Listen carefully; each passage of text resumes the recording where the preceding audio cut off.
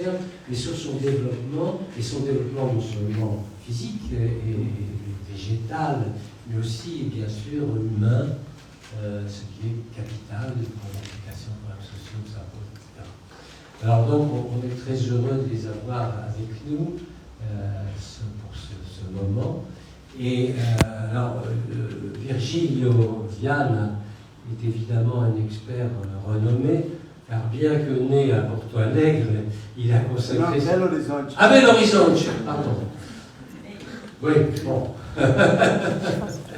Il a consacré une grande partie de sa vie donc, à l'Amazonie, et il a été même secrétaire, on appelle ça secrétaire d'État ou ministre de l'État d'Amazonas, précisément pour les questions de développement.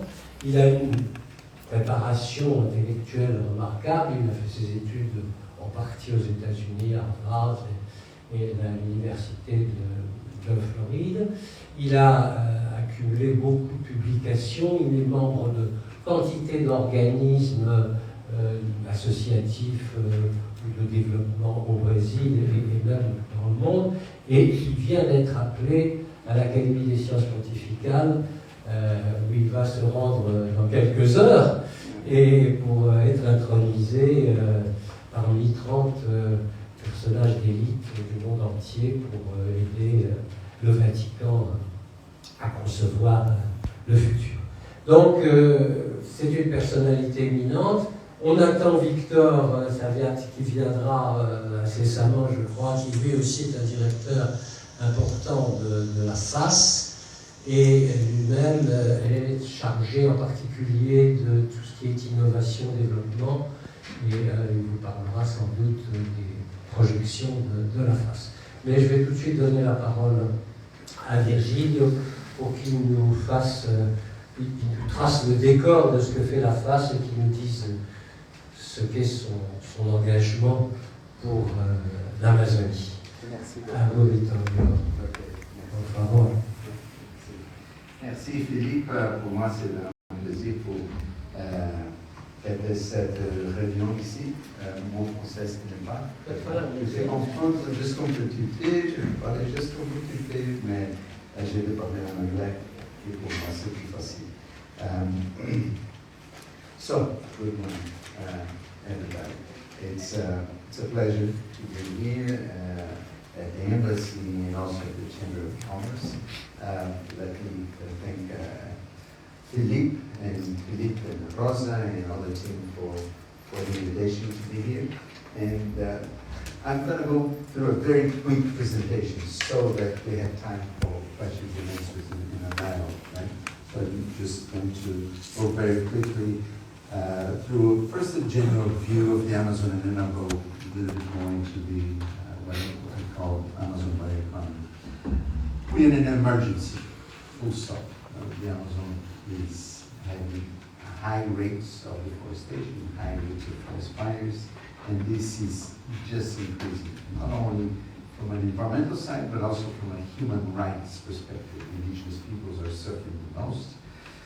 We're close to a tipping point, which has already arrived in some parts of the Amazon, and the last deforestation figures are very, very scary. We have gone from 27 in the past, went to 4, now we're back to 13,000 with square kilometers per year.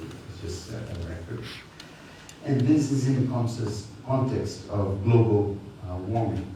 This is an animation of global temperature. The closest to yellow is an increase, and blue is below the average. So as you can see, over time, the amount of yellow is increasing in the planet. So the Amazon is both a victim and also a source of the problem, or part of the problem. And this is likely to get just worse, unfortunately. I'm an optimistic person, but Pope Francis tells us that we don't have room in science for optimism, but we have a moral obligation to be hopeful. So we have to keep hope alive. a sentence that I like to use is that the Amazon is too big to fail, much bigger than the banks of Wall Street that were eventually bailed out in 2008 with the tens of billions of dollars. And the Amazon is very important for many reasons, but especially the global water cycle and also in terms of the balance of greenhouse gas emissions. As Philippe said, it's not only plants and animals, we have lots of people, over 27 million people. And the challenge that we have is to move from a deforestation-based economy into a forest-based economy, a green and inclusive economy that values ecosystem services and forest products. So that's the challenge. Just it's not only an issue of having more or less police to control illegal deforestation. It's to choose a different development pathway. So it's not an easy challenge. So having said briefly, the general landscape, let me mention a little bit about FAS. FAS is the largest civil society organization of the Amazon. This is our headquarters in Manaus. We work with small villages throughout the Amazon, historically 580, but now with the pandemic, we reached 7,000 villages, individuals within forests, indigenous peoples and traditional populations. We have a focus on education. This is one of the small universities that we have built. We have built 8 of these educational centers that we have high school, post-high school technical degrees, and now university level education for youth. Because one of the challenges is to reduce brain drain, which is the immigration of young members of these communities to Manaus and other cities of the Amazon. Belém is well represented here. We have a governance that now has a different status. We created a figure of ambassadors of FAS.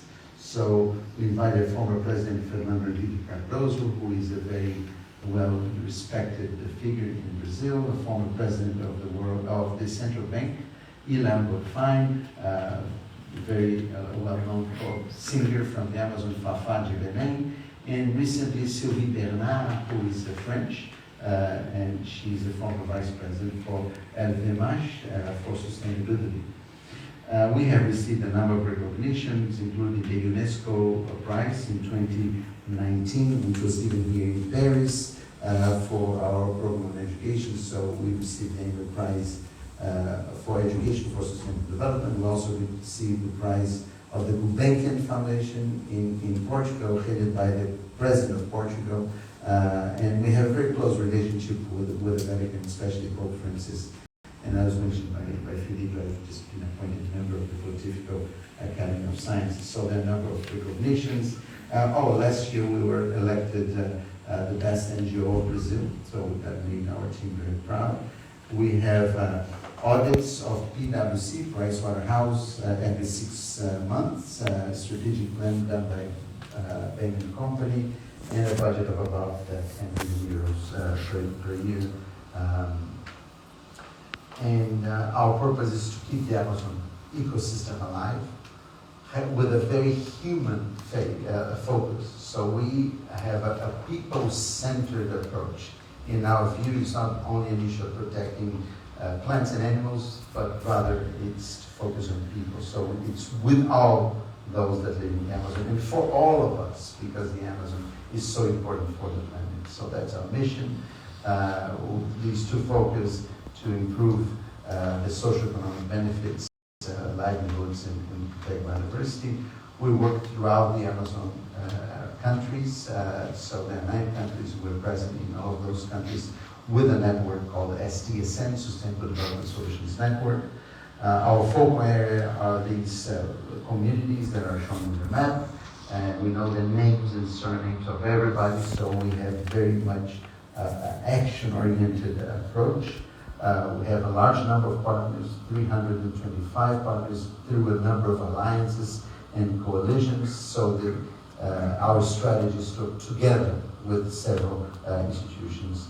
And in the areas where we work, we really see a different picture. Deforestation has gone down by 43%, income has gone up by 200%. These are all different areas where we work. We went from the blue to the green, just above the extreme poverty line. Our strategy is based on a systemic approach, using all the 17 SDGs, but they land in 8 focal areas, which is education. So education is very important for us. And citizenship, that means rights, empowerment of local people, income generation, infrastructure, conservation, transparency, innovation, and health. These areas result from over 1,000 workshops of participatory planning that we have carried out in the force. So it's a very bottom-up identification of priorities. And at the core, we have human capital and bioeconomy. So invest a lot in developing human capital and increasing the value of standing forests. We welcome Victor, who is just arrived from a previous meeting. So let me now go a little bit into the bioeconomy. There are a number of products of bioeconomy. Let me share with you a little bit of Portuguese. So for those of you who are not very familiar, this is the working definition that I use for bioeconomy. Because, for example, in OECD, there's a definition of bioeconomy, which includes everything. But that is not useful for what we're discussing here. We have to focus on the economy that is based on the biodiversity of the Amazon, the native biodiversity, and the forest ecosystem. I know that some of you are interested in ecosystem services such as carbon, so it's part of that. And we have invested in all of these 16 value chains, Guaraná, oils, and I'd like to show you a window of opportunity. This is the market of Manaus, could be the market of Belém. Right? Hundreds of products with very low technology, but a lot of knowledge. There's a lot of knowledge inside, but all of that is informal. So there's a great window of opportunity to move from an illegal and informal and artisanal bioeconomy into something which is modern. I'm just talking to one, a friend from Embrapa, and I think there's really a great opportunity to develop pharmaceutical industry, cosmetics, and all kinds of products from this biodiversity. This is our strategic thinking, how bioeconomy in the Amazon can be developed we have to have this system thinking. So infrastructure is very important. For example, solar energy. We have now a fantastic experience with the solar energy at the community level, providing electricity not only to 100% of the houses, but also room for ecotourism, so that lodges can have energy, and also energy for freezing fish. And let me just share with you an example of how a relatively small thing can make a huge transformation of the change. There's a fish called matrishan, and matrishan in the peak of the season is sold at €5 each, about €1. And right after the peak, a couple of weeks later, it goes to 30. So it can multiply by 5 or 6 times, just in a matter of weeks. Now that this community that I'm talking about has energy, they can store fish and sell for 5 times more. And this is an example of how things can happen and can make a difference. So I don't have time to go into a lot of detail here, but it's very important to improve the environment of business, because the transaction costs, the bureaucracy of business is very high. We have also to include social rights of indigenous peoples and fight deforestation, fight forest fires, because forest fires are increasing as global warming takes place. And let me just finish with a positive note.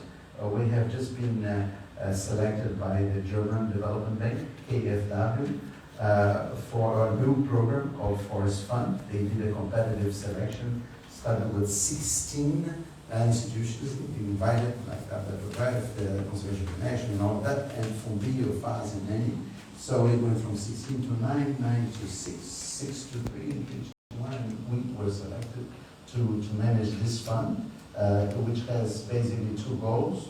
One is reduce deforestation, the other is to promote bioeconomy, so it speaks directly to the subject of our conversation today. And it's 31 million euros that we have already signed an MOU with KfW, and we're looking for an additional co-funding for 5 work streams. One is on the lower left here, communications and engagement. We think that it's very important to have a work dedicated to engage the public opinion of the Amazon into a conservation agenda. Civil society support is very important for the rights of indigenous peoples, so that we strengthen these organizations. The bioeconomy startups, we think that it's very important to create and foster an ecosystem of startups. Research to innovation of new products and so on, and management for all of this. So FAST has a number of partners. We work with, including the French government, AFD. We had a very significant contribution over the past few years from AFD and several, and UNESCO and UNDP and private banks like ICAO, Bradesco, and others. So this is it. So we hope that with the support of all of you, we can keep the hope alive. Thank you.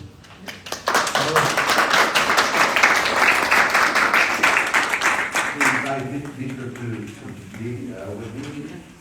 Merci Virgílio. Donc, bienvenue à Victor, qui est, je crois, le prochain orateur, le prochain présentateur des réalités de la face et de ses réussites. À vous, Victor. N'hésitez pas à nous citer des cas pratiques, concrets, comme l'a fait d'ailleurs Virgílio sur les poissons dont j'ai malheureusement oublié le nom.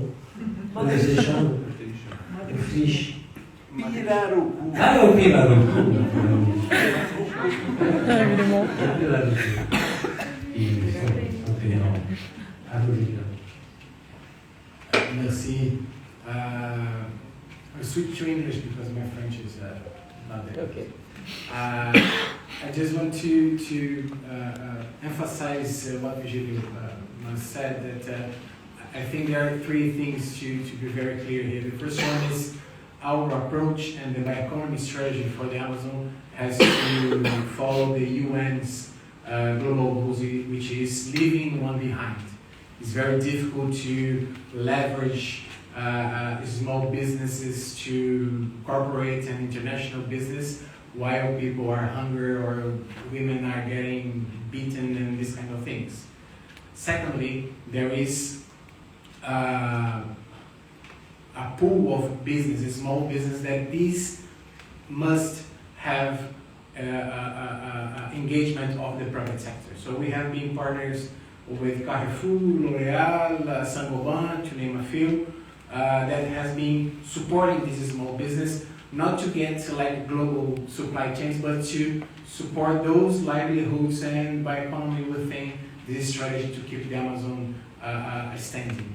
And thirdly, is how to connect that with the major, besides the pandemic, of course, our global efforts to tackle climate change.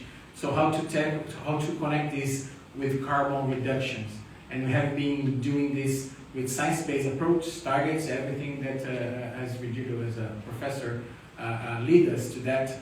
how sustainable agriculture also provides carbon reduction for food, L'Oréal and other companies. So this is our fear of change in a narrative and more romantic approach. So, back to you. Je crois que ce qui serait intéressant, c'est de pouvoir dialoguer avec vous. Et je donne la parole naturellement à la salle. Qui veut poser des questions, soit à l'un, soit à l'autre? Yes, Virgílio, good morning. Thank you for a very nice presentation. Is it possible to receive the presentation that you... Yes. Yes, for the I'll share it participants? with Oui, on la diffusera volontiers, effectivement.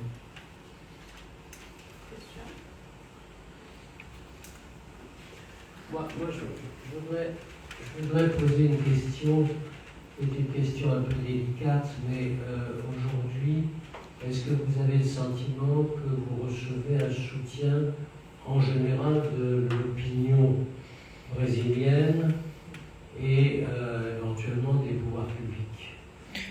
Vraiment des support l'opinion publique.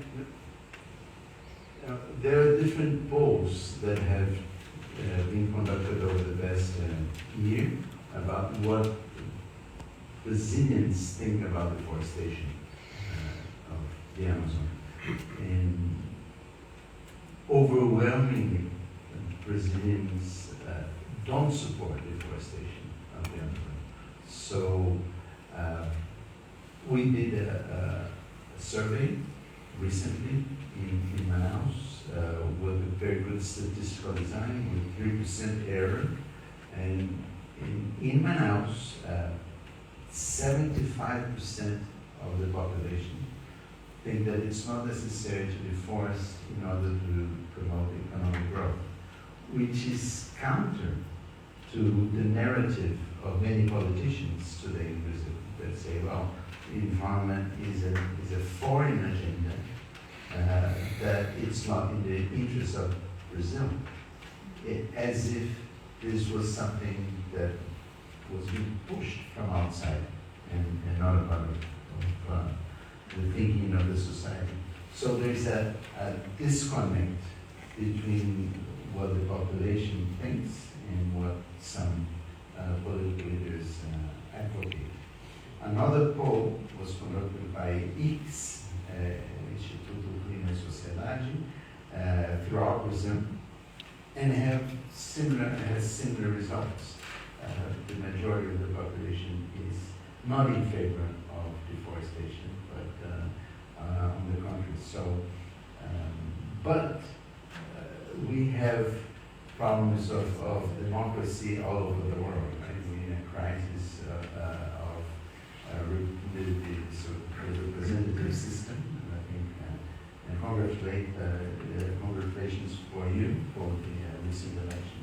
I think it's good that we have friends on the side of democracy, but even then, for example, we have a very large part of the Brazilian Congress which is in favor of deforestation and is passing legislation that facilitates deforestation rather than the opposite. And that's part of the political system. These people are elected, and that's how it goes. So it's a very tricky situation that we have to play with. We as FAS, we don't have a partisan perspective, so we don't align ourselves with the left or the right or this or that particular government. We try to work with all of them at the state level, at the municipal level, and at the federal level. But it's really, really challenging because unless we have the election of the parliament in a way that supports conservation of the Amazon, is very hard. And the same goes, I'm not sure how familiar you are only Brazil, but we have parliaments at 3 levels: the federal level, the state, and municipal level. And in some towns in the Amazon, all the mayors are in favor of deforestation, and all the local city council members are in favor. So that's why we think it's very important to have campaigns that illustrate the connection between deforestation, forest fires, and health.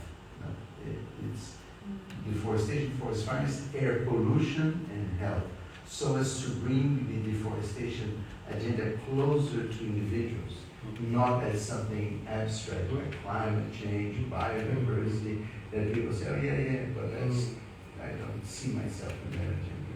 And the other campaign, which is very important, is to say, well, we can have jobs from the forest.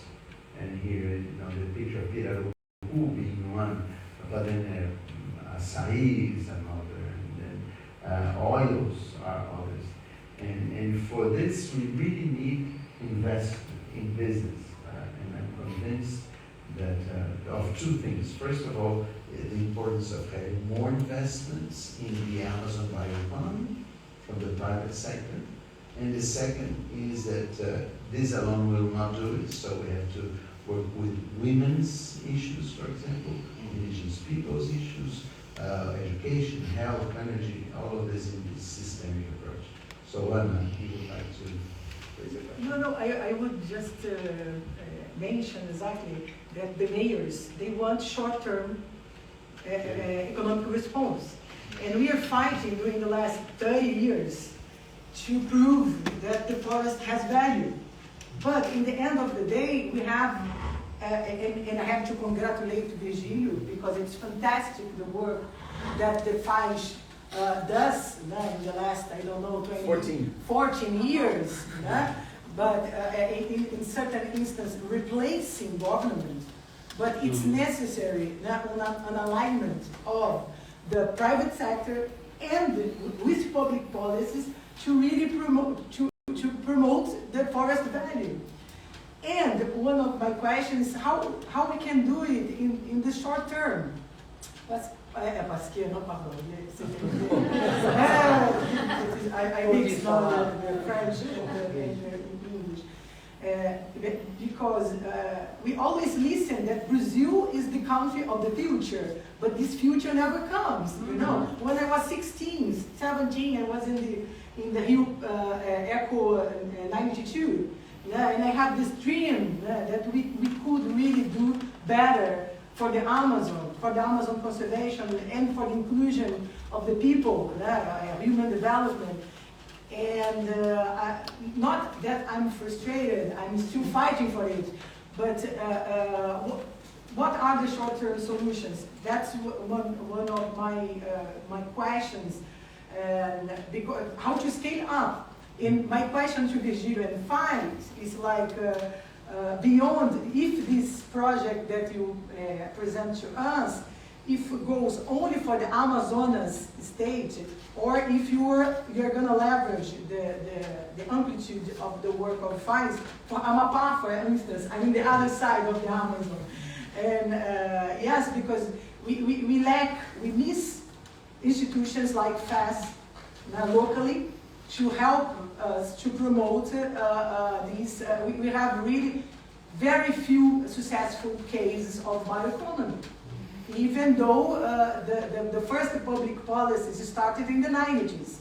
But it's difficult because politically we have this change every 4 years, every 8 years. So, and then we really need to settle down some organizations like this with a long-term work. And just two other very short questions.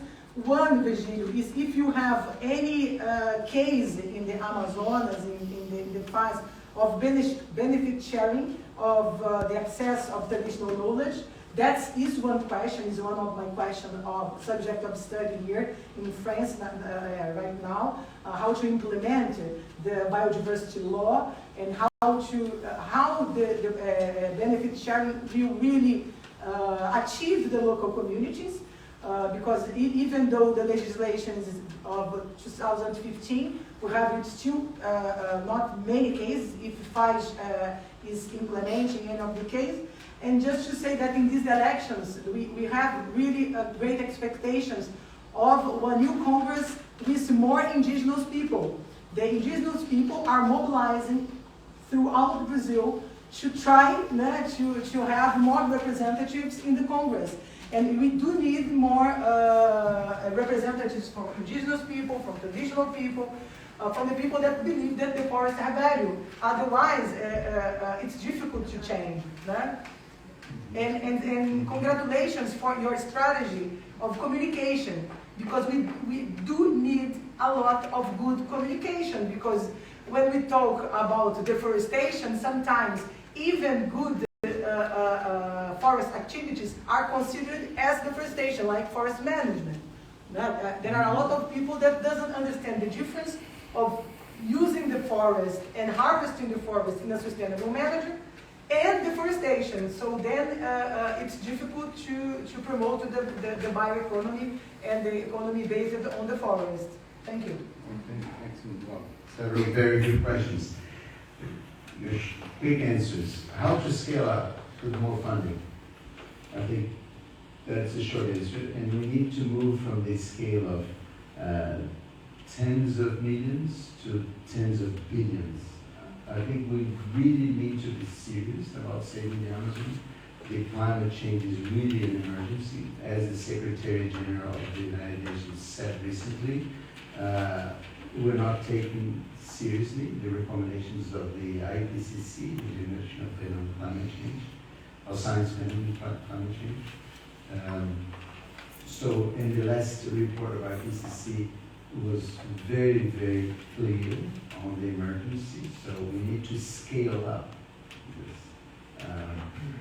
And the second part of the answer is, I think we have to reconsider the role of civil society organizations like us.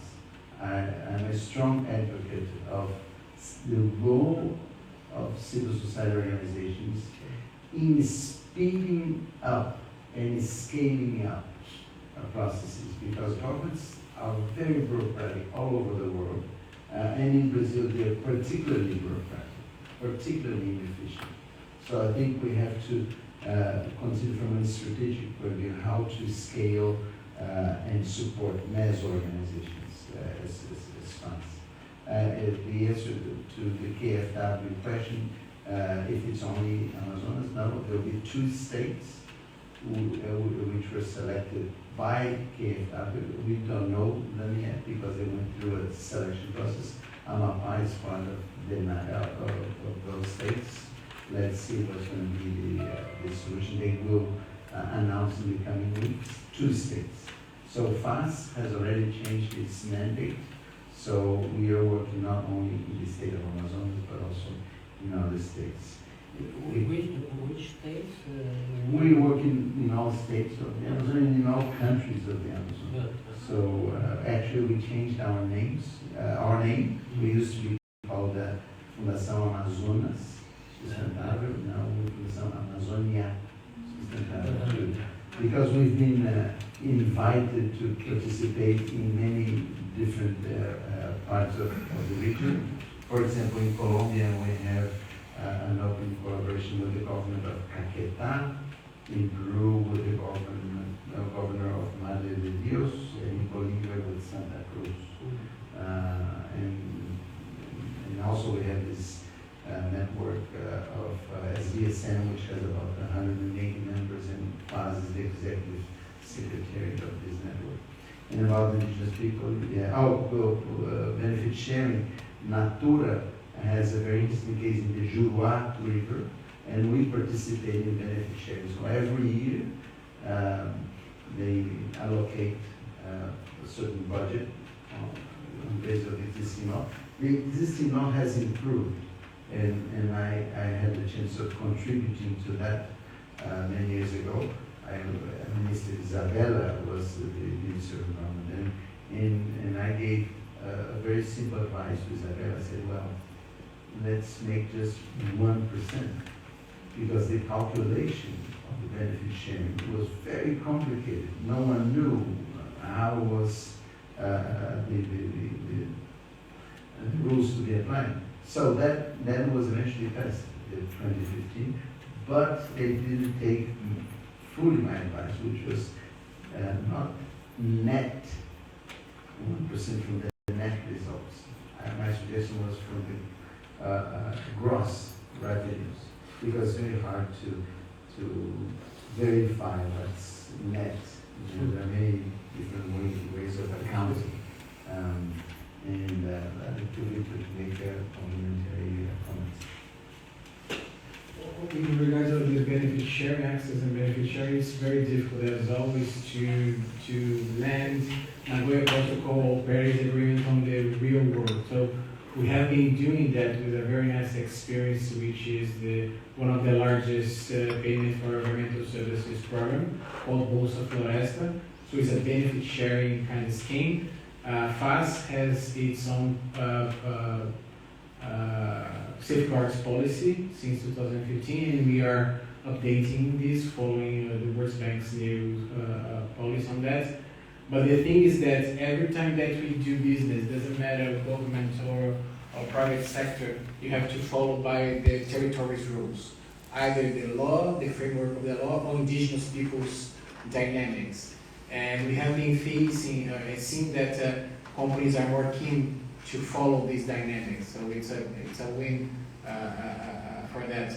But the thing is that once we go global, like big companies, they have the seasonality. So we don't have Pirarucu every time of the year. If you want to have Pirarucu every time of the year, you have to pay more for that. You have to storage, you have to have logistics, this kind of thing. So both companies and consumers, they have to be aware of that, and then goes communication as well. And finally, about the short-term outcomes that you mentioned, Anna, it's very difficult to talk about short terms when you talk about ecological dynamics. So, I mean, short terms could be 10 years when you talk about the landscape. So, I think we have to be more flexible on these short terms, because when you talk about short terms in 1 or 2 years, mostly of these projects will do more damage than benefits for the ecosystems and its people. Yeah. Two questions in the back.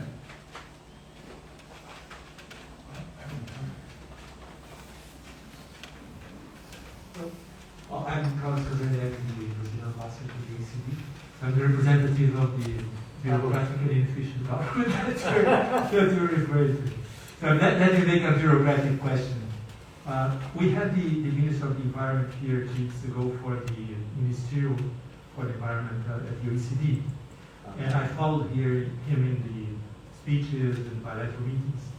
And what he said was more or less the same direction. So we need to find opportunities to keep the forest standing, that people have an economic interest in that. So the general approach is basically the same, and it's not one of let's leave it untouched. We need people working there and making it useful and beneficial and having an economic interest in that. So, but that's not happening, as you mentioned.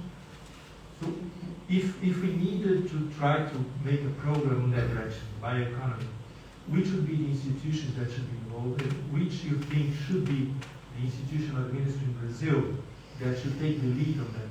And if I'm the ambassador to the OECD and I want to propose to the OECD to make a program or a study on that, or propose some kind of planning in that direction, who should I approach in Brazil? Should I answer this?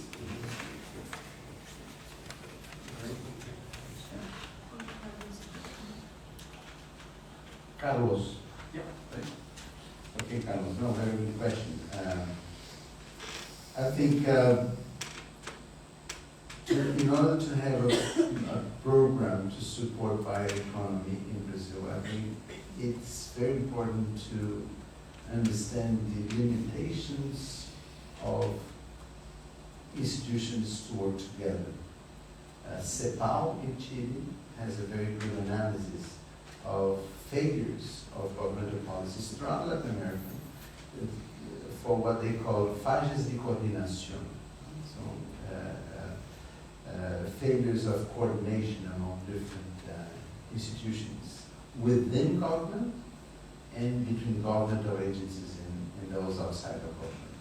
So my short answer to your question is that it's important to have a kind of an alliance, something that includes government, but it's not limited to governments.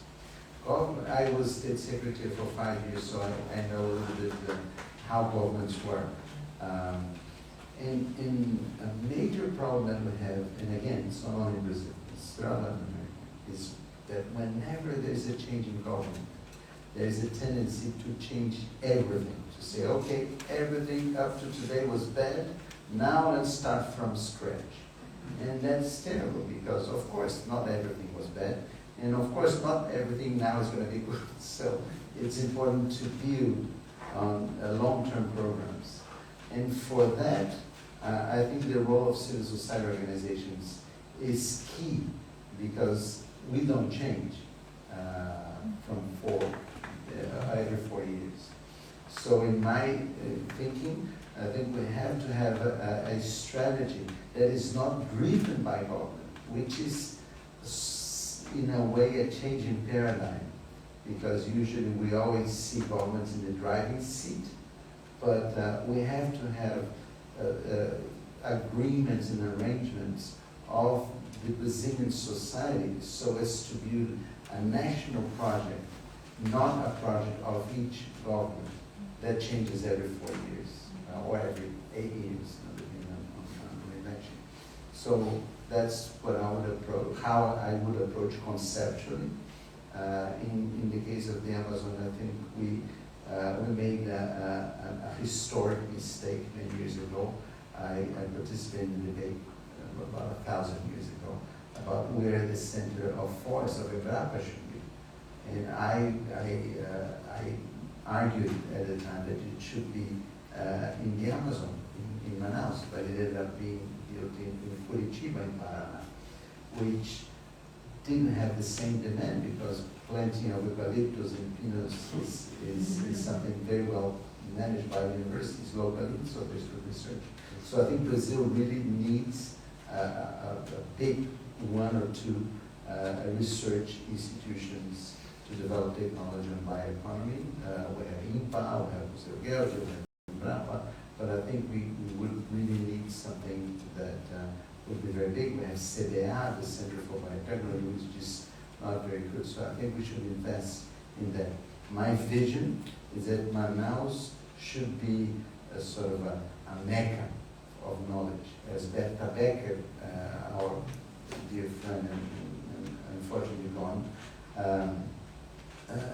conceptualized that we should have a temple of knowledge and intelligence. And of course, that should be linked with a network of institutions around the country. There's no point in doing things in isolation, but rather a network of organizations. Amapá, for example, has IEPA, which is a very productive and interesting institution. So I think it should work with networks, but with a more of a long-term view, not governmental. So I'll go back to the point of having a focus on this. And finally, just a note on Minister Joaquim. I think he has produced something very positive in terms of the carbon agenda. Brazil has made a change for the good in that direction, to be more pro-market. We had previously a very, and this was not, that's not a partisan analysis, I followed this for many, many years.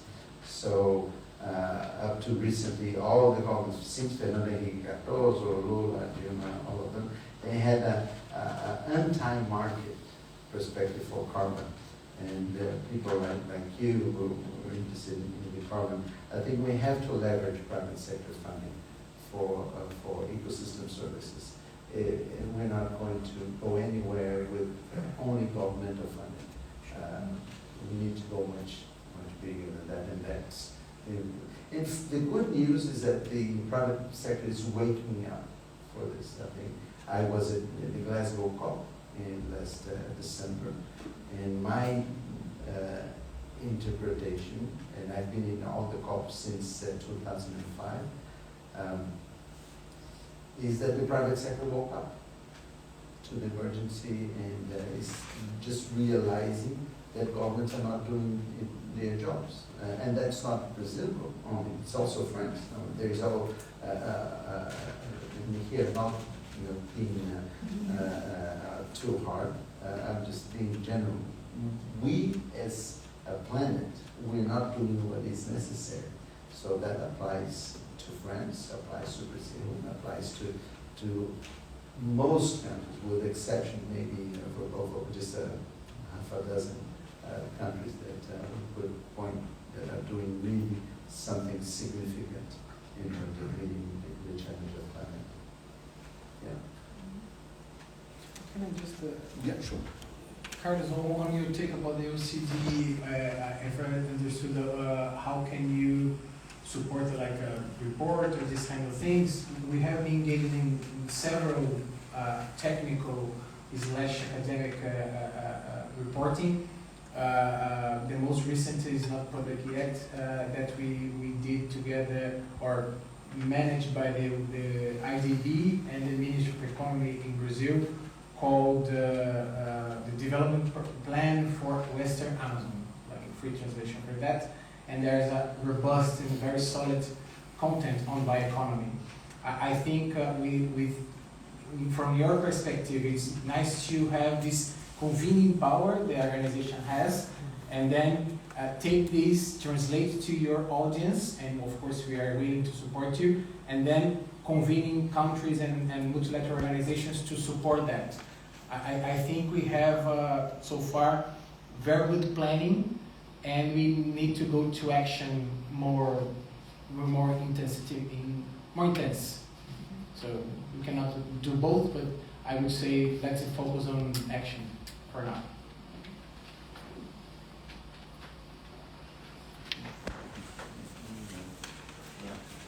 First of all, I'd like to... Say it again?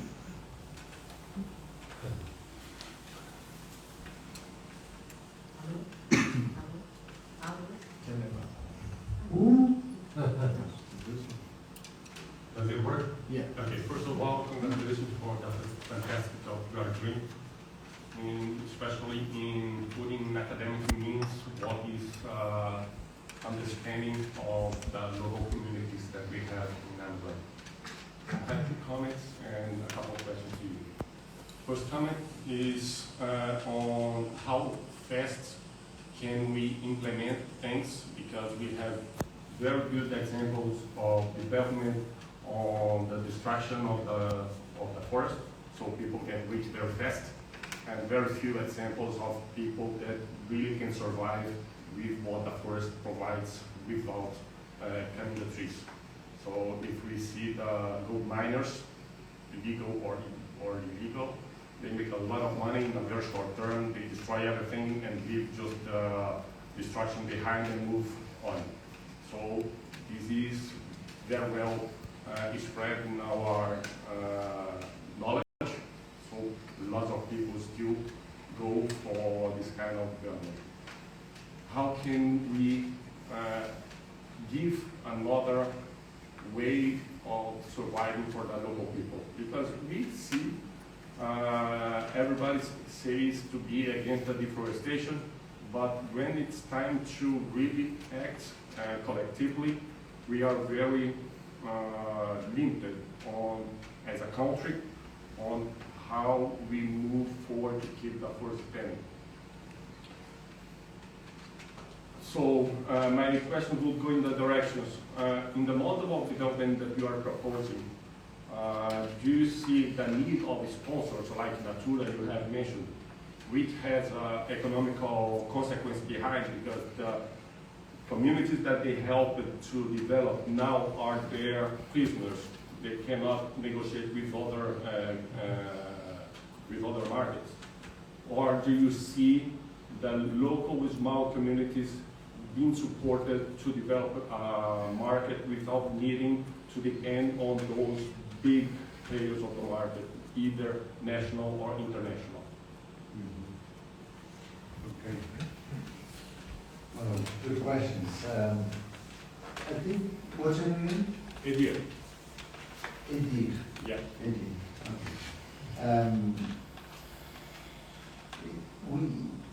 We have, first of all, to consider the Amazon as a very heterogeneous region. So it's very hard to make one answer as if it was the same. For example, we have parts of the Amazon that are dominated by Gaúcho that plant soybeans, and for them it's fine. They don't need the forest, and they cut the forest and they plant soybeans, and off they go. It's very different from, say, the Javari Valley at the border of Peru, where you have indigenous people in voluntary isolation that are being with conflicts with illegal gold miners. So it's a completely different world. So there are many worlds within the Amazon. And then that also varies between Brazil, which is only 2/3 of the Amazon. We have to remember ourselves that about 1/3 of the Amazon is outside of Brazil, in the neighboring countries. So there are different realities, the reality of Guyana, French Guyana, Venezuela, all of this. In general, we have poor governance. The big picture is the Wild West, like you see in movies, the Far West, where institutions are very weak. This is the case for all Latin American countries in the Amazon, all Amazon countries. I'm very much influenced these days by the book of Asemolu, the MIT professor, Why Governments Fail, Why Nations Fail.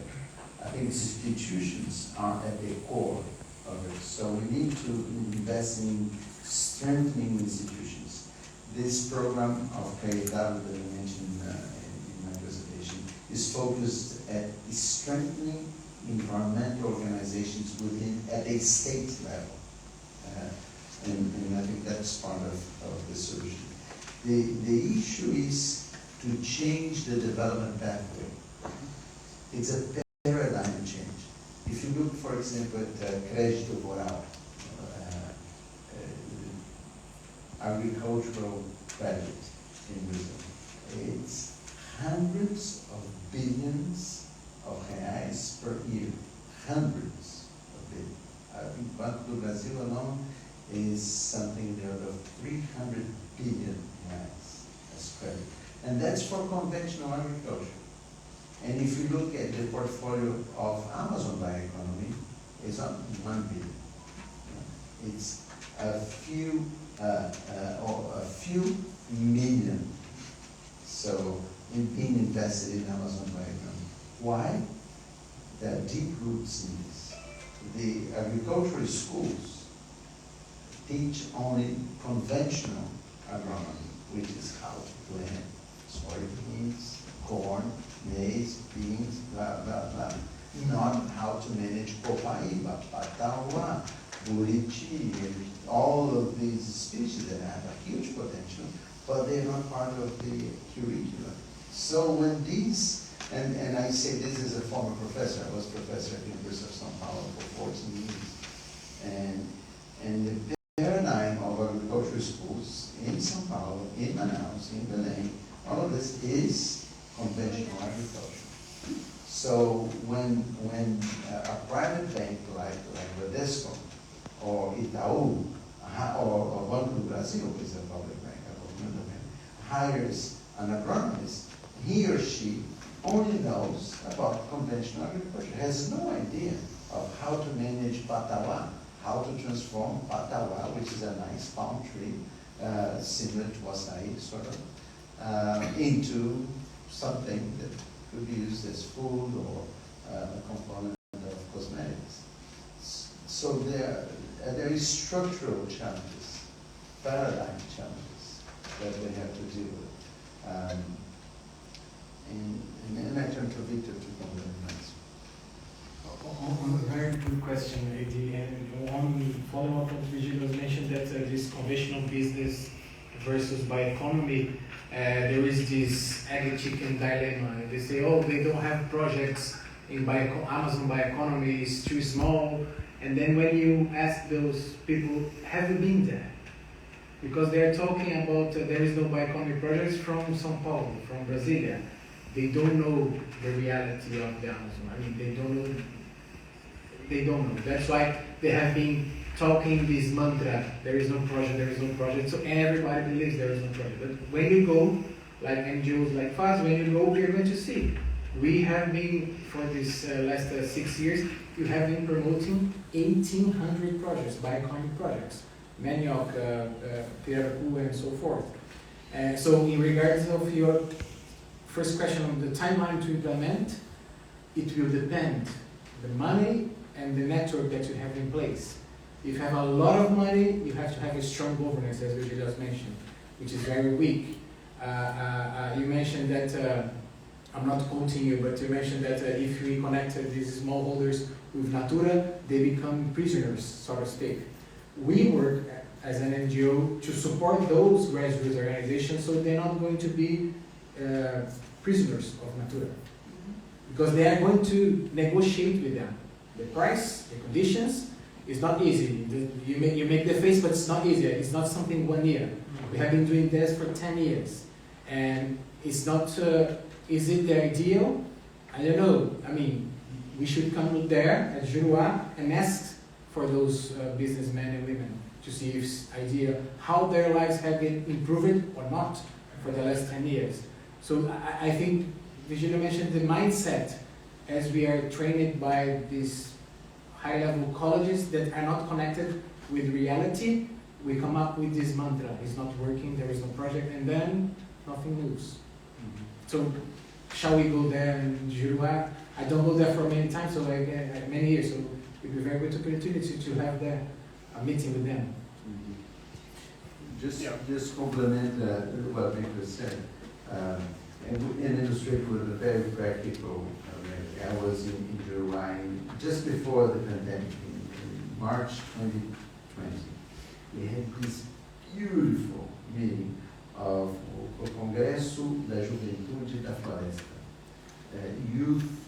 Forest Youth Congress, about 500 young chaps, very, very interesting in Carauari.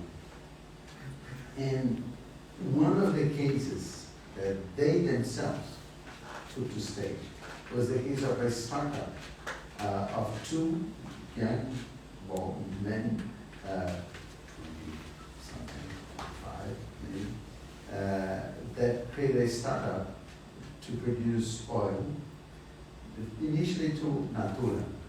But then this was an R&D, there was an R&D component to that, and they started selling these small frascos, small bottles of andiroba oil. Guess what's the difference between selling to a large company and in small bottles? 30 times. So it's not an issue of becoming prisoner, it's an issue of creating different market options, which is not an easy thing, but it's doable. So there is a case. If you want to go there, just take a boat, just 7 days by boat from my house, and but that's the way to Juruá, but the way back is quicker, it's only 5 days. So it's a great place to visit. Juruá is very, very interesting. There's a very strong social movement. That's another part of the story. Whenever we go to a place which has strong social organizations, it's much easier to get the work done because we have leaders, local leaders that can be a part of that. You wanted to reply something? I have no doubt that the project with Natura improved the situation there. It is very clear.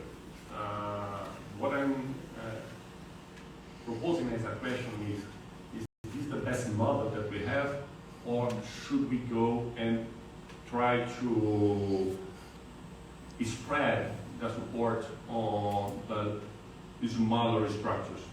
We know that today, all over, not only in Manaus, as in Belém or Santarém, we have several clusters of startups trying to develop the local communities, supporting the big economy products, but the support to those born in small startups is very limited. We just do not have access for financing, for example.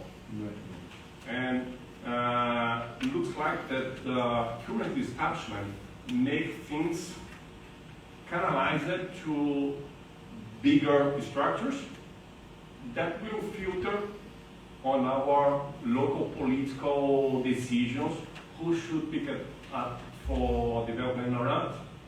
So maybe FAS as a big supporting entity could evaluate to a way of making more democratic this approach on the different clusters that we see born in the region.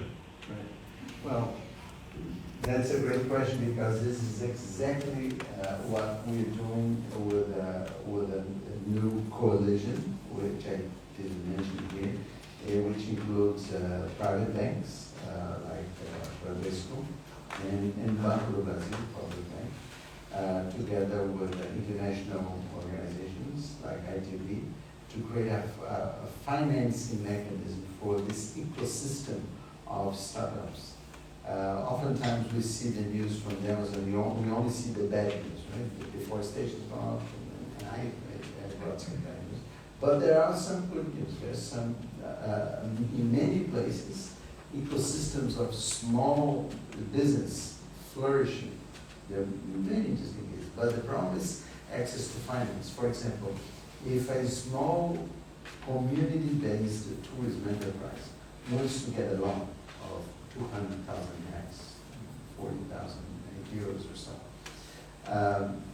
he or she doesn't have the guarantee, because they're based on land which doesn't have property rights that could be taken as a guarantee for a loan. So they don't have access to a form of credit. So what are we doing? We're creating an engineering, sort of financial engineering, so that we create a fund to provide the guarantees. So this will allow these entrepreneurs to access credit, and that is part of the solution. The other part of the solution is to train a youth on business plans. They have to build their own, to design their own business plans. And we have just finished a very good program now with 50 students in partnership with the Technological Center of Amazonas. We designed a new program that would be very interesting for you, Viana, called Agente do Desenvolvimento Sustentável. It's Agent of Sustainable Development, technician at the post-high school level, 1,000 hours of classes, and at the end, what they did was to write a business plan for whatever. So they wrote 13 business plans in groups, and 7 of these, we gave them seed money. Because that's another point. Oftentimes we provide education and frustration, because you learn how to make pasta, and then you get a job in a churrascaria, and you don't apply this stuff. So our design was, we again, working in a coalition, we brought in CETAM, which is the Center for Technology Education. We brought in the municipality of Guarini, which is the town nearby, in the Solimões River. We had support from Petrobras, and we had support from other sources. And we put together this course so that these startups are going to be led by youth that had these 1,000 hours of course, technical degree, and have their business plan approved by the teachers of the course. So there's a great chance that they will succeed. And this was a grant. I think was something in the order of 10,000 per project. Right? 10,000 reais. Yeah, 10,000 reais. And now we're going to prepare them for a loan with Banco do Brasil or Bradesco, which are the two banks with which we are working. So I think that is the approach. How would you rate the present contribution of the local development banks to solving the financing problem in terms of financing bioeconomy and sustainable development projects? We're in very close dialogue with several banks. The three largest Brazilian banks, private Brazilian banks, have signed a commitment for policy of the Amazon. It's Itaú, Bradesco, and Santander. This was about 2 years ago. 2 years ago, to sign that. And they're really committed. I think the top level. I have spoken with the presidents myself of all these banks. I had dinner with the president of Itaú about a month ago, to the president, and the same with the president of Bradesco in Santander. At the highest level, they're very committed because they understand it from a strategic point of view, it makes sense. The challenge is to move down to the hierarchy. So I think the next challenge is to provide education to the second tier, not the top level management, but the directors level. So one thing that we're doing with Bradesco is to receive, I think, 50 of the executives for 3 years intense learning journey in the forest, because people need to be educated about this different world. And that's the second level of administration. Then we have to go down all the way to the branch manager that knows everything about cattle, about soybeans, but zero about Buriti and Acai and blah, blah, blah, all these things. So it's a transformation that needs to take place. The good news is that the top management is very aware and very seriously committed in my understanding. The bad news is that it's going to take a lot of work to get all of these different layers within the banks to get the work done. Yes, but what about the development banks? I mean, the NDS, the development banks. Development Development banks, there is an alliance of banks called the Associação Brasileira dos Bancos de Desenvolvimento, a BDE. They have written a plan for green economy in Brazil. This was led by the Virgílio Bank, but BNDES is part of that. Plaza is part of that, and many other banks. I think there are like 30 development banks in Brazil. In BNDES, which is the largest by far, is moving to an Amazon agenda, despite the fact that the Amazon fund is frozen. The Amazon fund, for a number of reasons, was frozen by the government. But BNDES is opening new opportunities for the Amazon. We are participating in a program for education funded by BNDES. They are going to announce a new call, a new edital for bioeconomy in the coming weeks. So they're investing there. And we received the visit of the president of BNDES together with 5 directors for 4 days.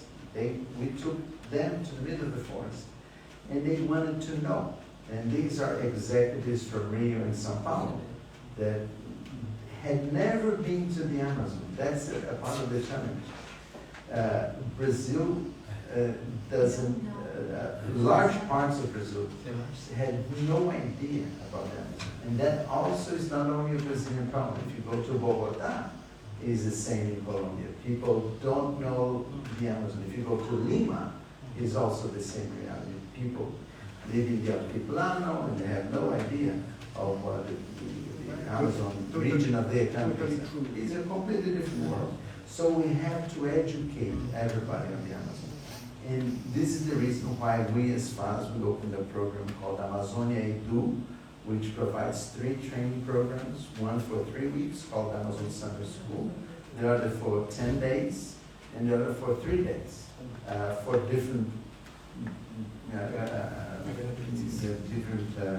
types of audiences, minds of.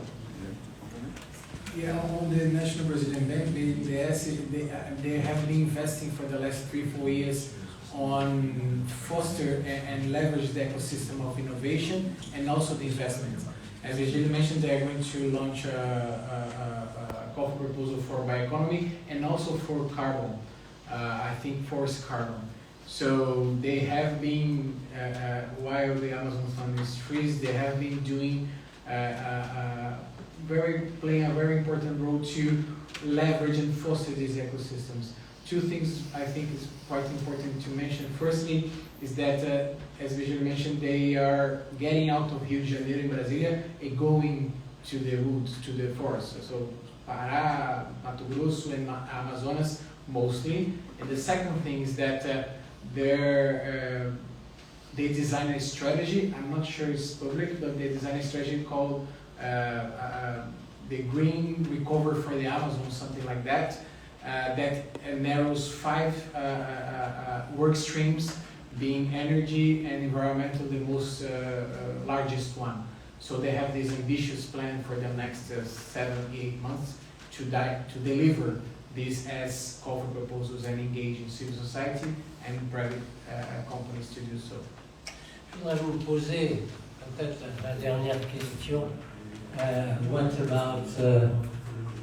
What are you expecting from France, especially at the financial level and cooperation with French companies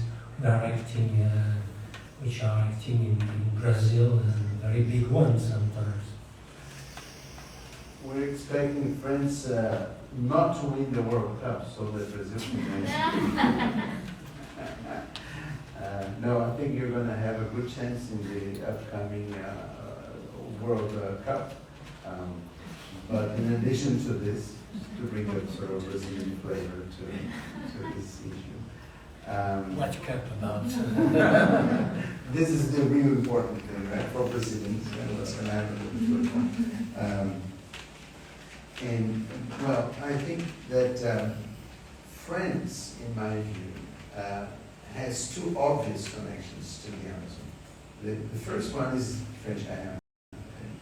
And I think we should have closer links between French Guiana and the Brazilian Amazon. We have a number of solutions for French Guiana that could be used by French Guiana to implement sustainable development in there. We have similar problems. Gold mining is also a problem in there. And so that's the obvious connection, number 1. Number 2 is the cosmetics industry. France is the homeland of cosmetics, or not the homeland, but is the capital probably of cosmetics and perfumes. And we should have, in my view, a joint program, and here our ambassador maybe can help. I think would be very interesting to create a process of engagement of industries from France in the Amazon, not only as buying raw material, but rather to have the factories in the Amazon, the research and development in the Amazon, together with Brazilian companies, together with Brazilian universities. I think that's what I think would be a long-term agenda that could take advantage of this strength of France and also the potential of the Amazon. Je crois que nous sommes arrivés à la... Ah, vous voulez poser encore? Mais... Yeah, I think that's the last question. Last question. It's okay, it's going to be a quick question. I just like to ask you, what if France already has an established process for newer, maybe smaller organizations to partner up with you and to join forces, to unite in order to transform? The answer is yes. We're very keen on developing partnerships. We have, as I mentioned very quickly, a large ecosystem of partners, and several of these organizations are very small, and some of them are really very, very small, very local grassroots, but also some of them on small NGOs of urban areas, both in Brazil, outside of Brazil. We have a number of connections, so we're very open for new ideas and how to team up. We are in an emergency. Right? The planet is going as a Titanic to an iceberg. The only difference is that we know the GPS position of the Titanic, whereas in the past they didn't. So we know that there is a problem there. So we need to work together to get a different path. Merci sur cette évocation assez dure.